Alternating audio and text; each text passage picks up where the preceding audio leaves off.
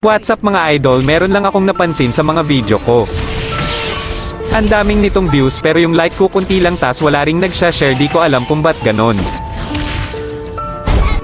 Siguro dahil di nila nagustuhan yung video kasi kulang pa ito sa effort. Napag-isip-isip ko na mas kailangan ko pagalingan kasi pangarap ko talaga na makilala at hangaan. Sa mga content creator dyan na kagaya ko, galingan natin, maraming nag-iintay sa atin, kailangan lang na mas galingan pa natin. Yung mapapabilib talaga natin sila, yung di mo kailangan mag-script ng video para lang bumilib sila kasi mas nakakabilib yung totoo kesa gumawa ka ng script na pang creation camp lang.